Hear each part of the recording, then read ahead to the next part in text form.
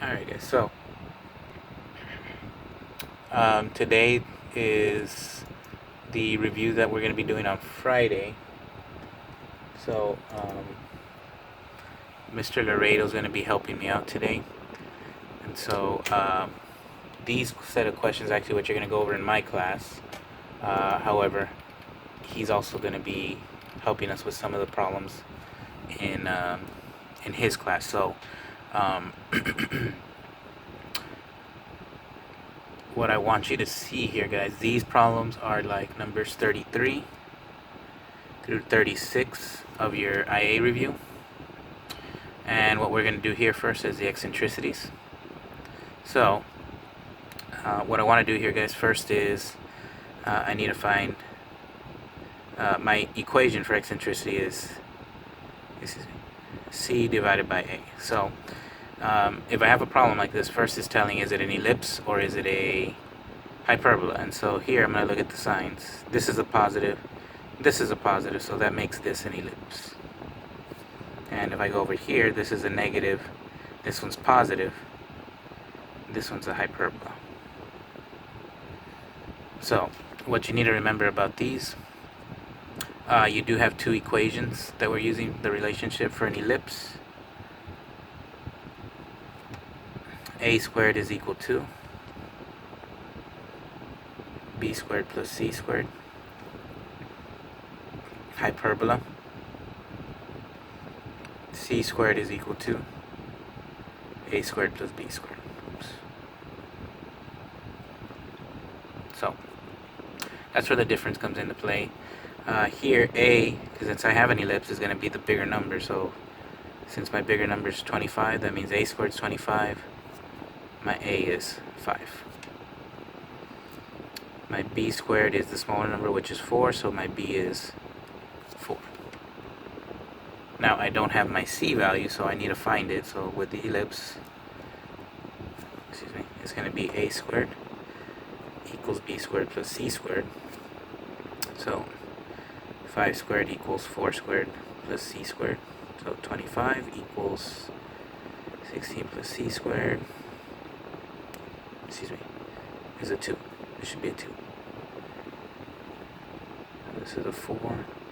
Minus 4 minus 4. 21 equals C squared. So C is equal to square root of 21. So my eccentricity here, square root of 21 divided by 5. Okay, so this should be fairly fresh in your minds. It's not a hard problem. Same thing for this one, guys. So E is going to equal C over A. Difference is A is going to be the positive number. So here, the positive number is 49, so my A is 7. B is going to be, B squared is 4, so my B is 2. And so, since this is a hyperbola, I'm going to use this equation. So this is 7 squared plus 2 squared.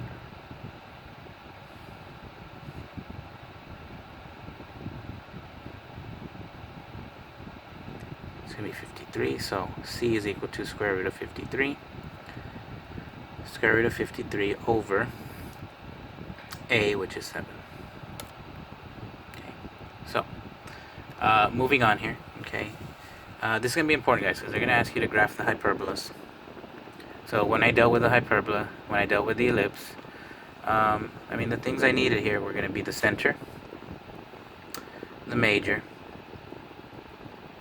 the minor, all three of these. So looking here, guys, since there's nothing up here, my center is at 0, 0.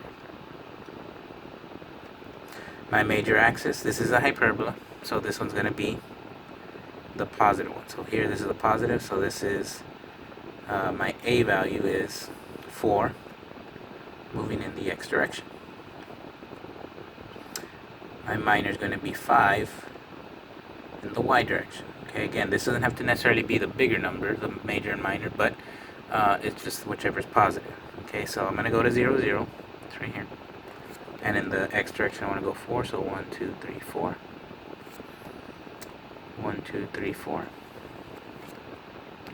and then in the y direction 5, so 1, 2, 3, 4, 5. 1, 2, 3, 4, 5. So I'm going to make a box now.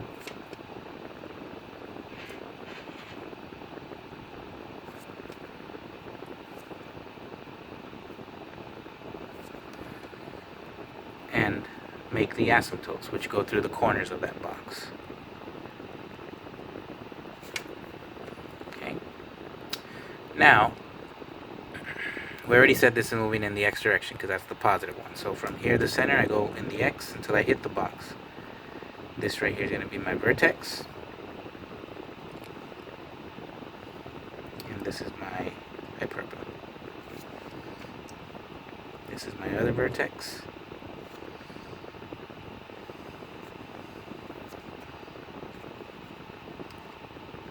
And this is the way my hyperbola looks.